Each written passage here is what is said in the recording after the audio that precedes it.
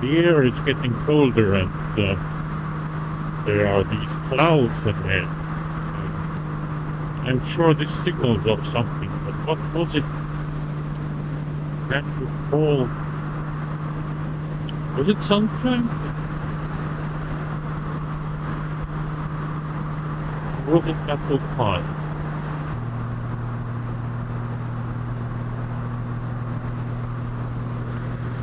That is nice.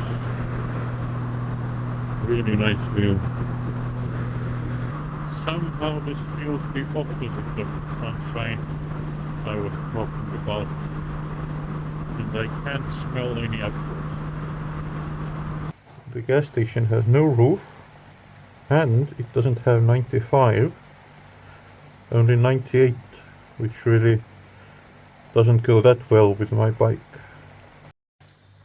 So I'm hiding in this some kind of barbecue hut or something, and I just need to wait out the rain because my clothes are already wet, which means I need to ride them dry.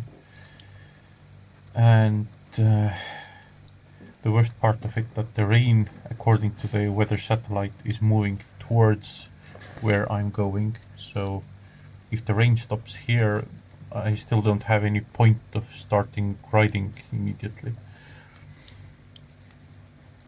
So yeah, good amount of time going under this, but I'm going to do a short day anyway, because yesterday was pretty long one. I doubt I'll total 500 kilometers today. I'll just find a suitable place where to spend the night and head there. Alright, the rain has not stopped, just started again. I'll be back. Alright, the rain seems to be over here, but it's moving to the direction I want to go. The jacket is almost dry. It's kind of waterproof, so it's moist only on outside, but my trousers are definitely damp. So I'm debating if to put on the rain suit or not.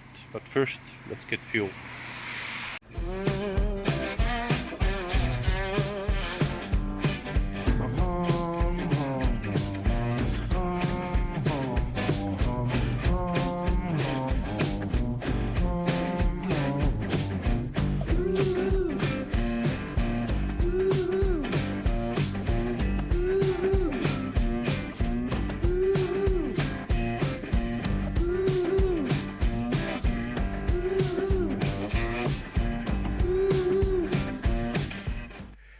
So I'm now in a warm accommodation.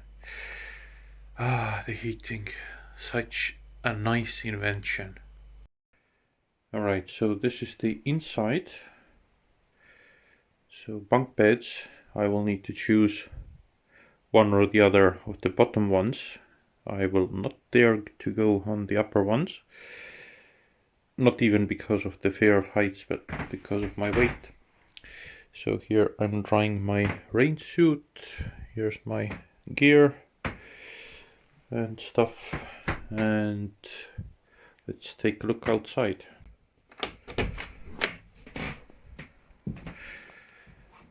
Right. So this is the view from the door. That's Norway on the other side, by the way. And this is the cabin. There are many like it, but this one is mine. And the other facilities are in those red houses, I've been told. I'm yet to check them out. Good morning. It's time to pack up and go. Or it would have been the time an hour ago.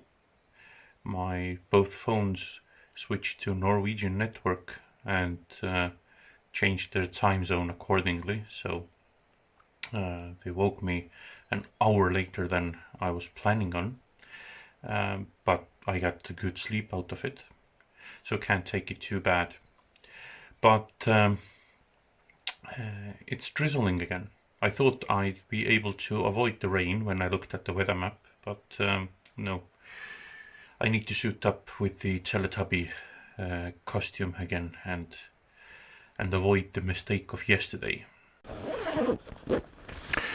You know the feeling when you gear up and you leave keys in your pocket and you can't start the bike? Well, I put this on and left both the cabin key, which by the way has a very interesting fishing lure attached to it, and my bike key in the pocket of my trousers. Good going.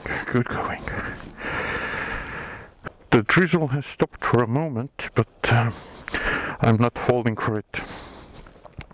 You can see the bike is all wet, so yes. Leaving the camping ground now. It was a really good place for the price. Way better than yesterday's, I would say, actually. Both price and turn left, then and turn the right. feeling of comfort. So yesterday's distance I drove was actually over 500 kilometers.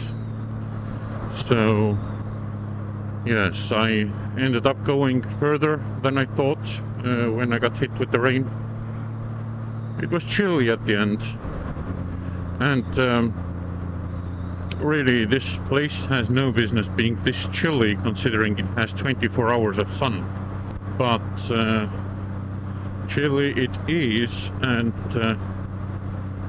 it was a reasonable guess that I wouldn't make it this far, but I did, and I'm happy I did. So that reduces the stress of distance from any of the coming days. If the weather gets even worse, then I can do a couple of very short days and still be fine. But I still have one layer to go, both top and bottom, so I think I'll be fine. What I'll do is I'll just reduce speed, and that will also help with the coldness. And if the traffic density is like it is here right now, then reducing speed is really not going to bother anybody. Another trick I learned during my Romanian trip, when I was leaving Latvia, it was 1 degree, and yeah, I had to do highway riding right away. So what I can do is I can just lift one hand here, not to scratch I'm holding it behind the fuel tank, so the wind doesn't blow on it, and that helps to warm up the fingers. And then when this hand gets warm, I will just put this hand here, and that's what the clamp on the throttle is very useful for.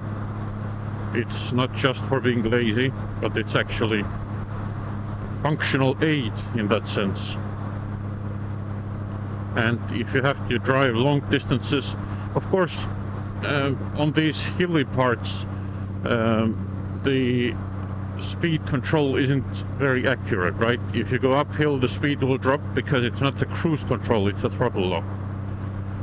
But doing highways and stuff, it's so good on the flatter ground just to lock the throttle in place, and you know you won't be speeding. You're just going at the constant speed, and you don't have to stare at the speedo so often.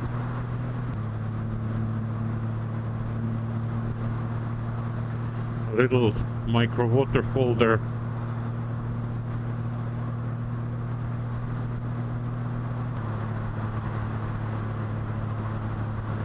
That's a good reminder here.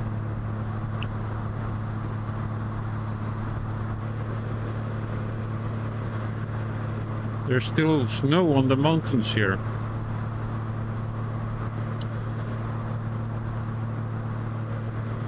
With that temperature, of course, not a huge surprise.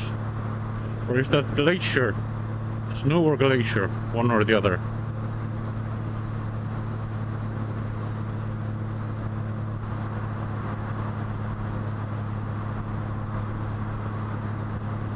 That house must have a nice view there.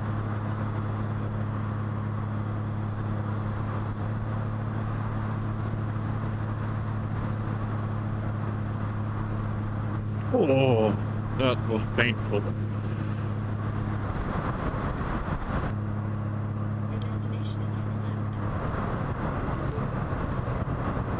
Right, so somewhere here. But where?